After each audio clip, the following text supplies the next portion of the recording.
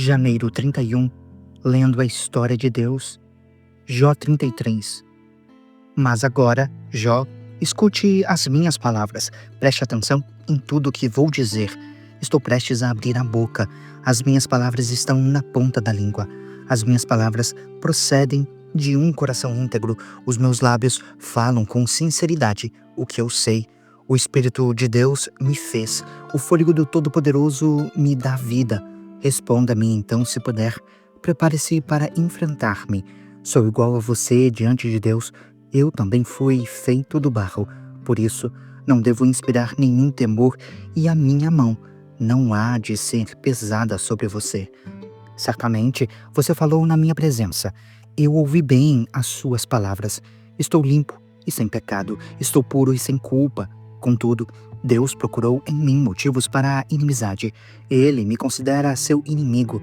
Ele acorrenta os meus pés, vigia de perto todos os meus caminhos.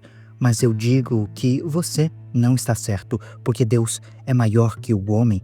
Por que você se queixa a ele de que não responde às palavras dos homens? Pois Deus fala, ora de um modo, ora de outro, mesmo que ninguém o perceba. Em sonho ou em visão durante a noite, quando o sono profundo cai sobre os homens e dormem na cama, ele lhes abre os ouvidos e os aterroriza com advertências, para prevenir o homem das suas más ações e livra-lo do orgulho, para preservar-lhe da cova a alma e a vida da espada. Ou o homem pode ser castigado no leito de dor, com os seus ossos em constante agonia, de modo que ache a comida repulsiva e a sua alma deteste a refeição preferida. Já não se vê a sua carne e os seus ossos, que antes não se viam, agora aparecem. A sua alma aproxima-se da coxa, a sua vida dos mensageiros da morte, havendo, porém, um anjo ao lado dele, um mediador entre mil, que diga ao homem o que é certo. Ele demonstrará compaixão e intercederá. Poupe-o de descer a cova. Encontrei resgate para ele. Então a sua carne se renova, voltando a ser como de criança. Ele se rejuvenesce. Ele ora a Deus e recebe o seu favor. Vê o rosto de Deus e dá gritos de alegria. E Deus lhe restitui a condição de justo. Depois ele vem aos homens e diz: pequei e torci o que era certo, mas ele não me deu o que eu merecia. Ele resgatou a minha alma, impedindo-a de descer a cova, e viverei para desfrutar a luz.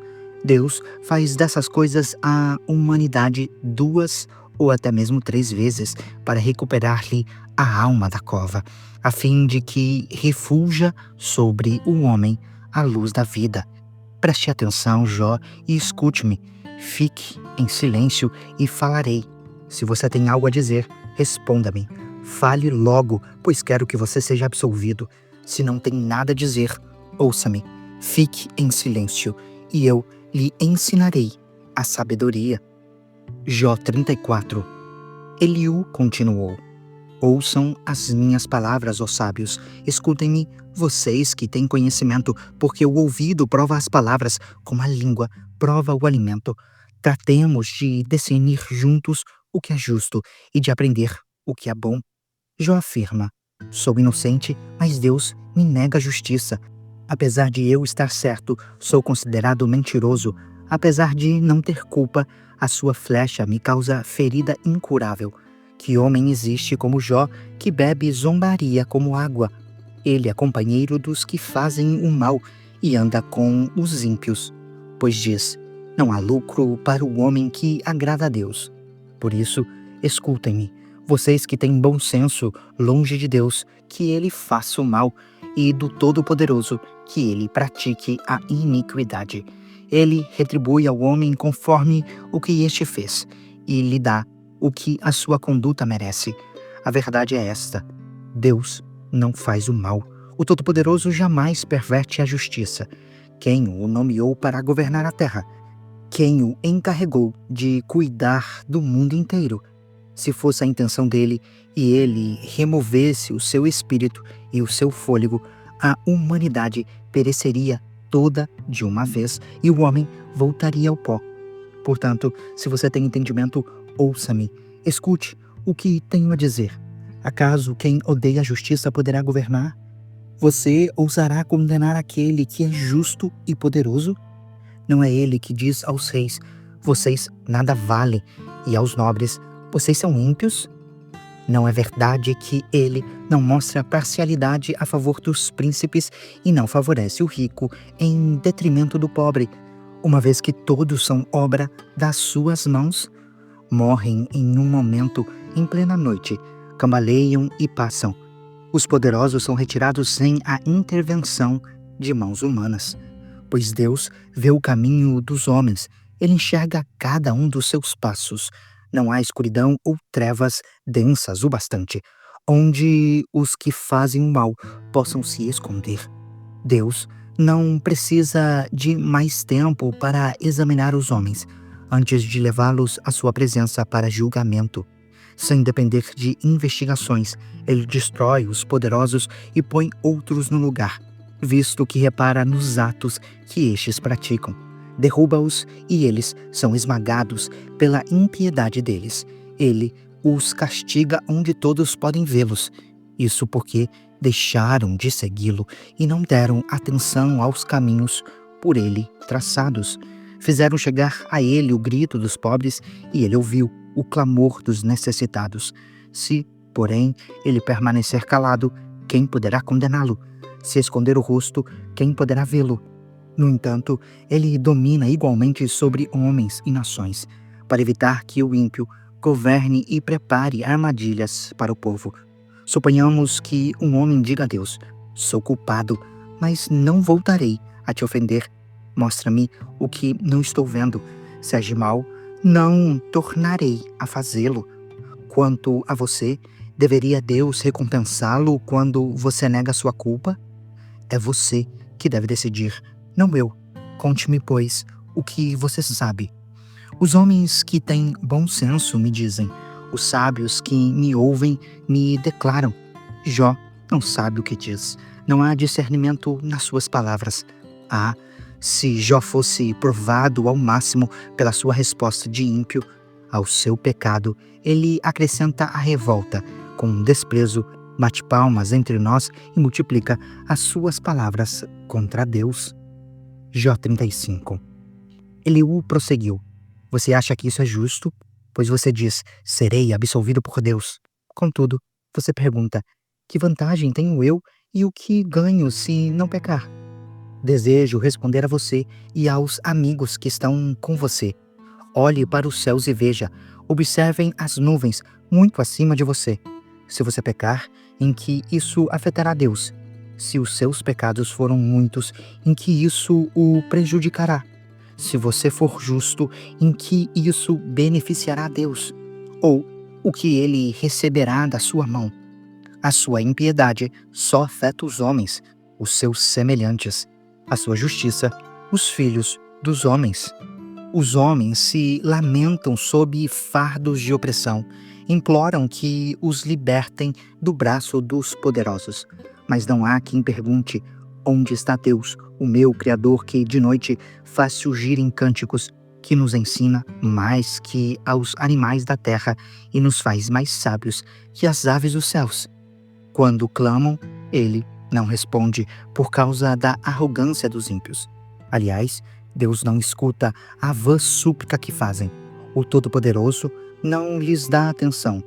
Muito menos escutará ele quando você diz que não o vê, que a sua causa está diante dele e que, portanto, você deve esperar por ele. Escutará menos ainda se você diz que a ira dele jamais castiga e que ele não dá a mínima atenção à iniquidade. Assim, Jó abre a boca para dizer palavras vãs. Em sua ignorância, multiplica palavras. Jó 36. Eliú prosseguiu: peço-lhe que seja um pouco mais paciente comigo e mostrarei a você que se pode dizer mais verdades em defesa de Deus. Vem de longe o meu conhecimento, atribuirei justiça ao meu Criador. Tenha a certeza de que não há falsidade nas minhas palavras. Quem está com você é a perfeição no conhecimento. Deus é poderoso, mas não despreza os homens. É poderoso e firme no seu propósito. Não poupa a vida dos ímpios, mas garante os direitos dos aflitos. Não tira os olhos do justo. Ele o põe nos tronos com os reis e o exalta para sempre. Se, porém, os homens forem acorrentados, presos firmemente com as cordas da aflição, ele lhes dirá o que fizeram e que pecaram com arrogância. Ele os fará ouvir a correção e lhes ordenará que se arrependam do mal que praticaram. Se lhe obedecerem e lhe servirem, serão prósperos até o fim dos seus dias e terão contentamento nos anos que lhes restam. Se, porém, não obedecerem, perecerão à espada e morrerão na ignorância. O que tem coração ímpio guardam ressentimento. Mesmo quando acorrentados, não clamam por socorro. Morrem em plena juventude entre os prostitutos dos santuários. Os que sofrem, porém, ele os livra em meio ao sofrimento, na aflição. Ele lhes fala. Ele o está atraindo para longe das mandíbulas da aflição, para um lugar amplo e livre, para o conforto da mesa farta e seleta que você terá. Mas agora farto sobre você é o julgamento que cabe aos ímpios. O julgamento e a justiça o pegaram.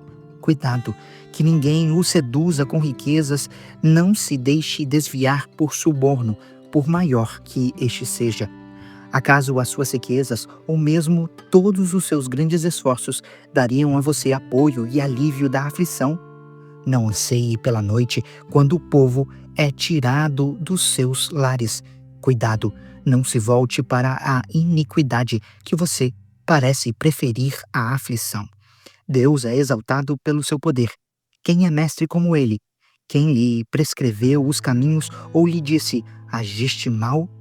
Lembra-se de exaltar as suas obras, às quais os homens dedicam cânticos de louvor. Toda a humanidade as vê, de lugares distantes os homens as contemplam. Como Deus é grande, ultrapassa o nosso entendimento. Não há como calcular os anos da sua existência. Ele atrai as gotas de água que se dissolvem e descem como chuva para os regatos. As nuvens as despejam em aguaceiros sobre a humanidade.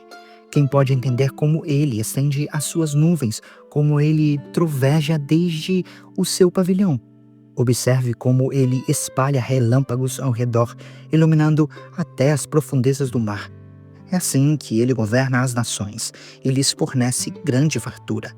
Ele enche as mãos de relâmpagos e lhes determina o alvo que deverão atingir. O trovão anuncia a tempestade que está a caminho, até o gado pressente a sua chegada.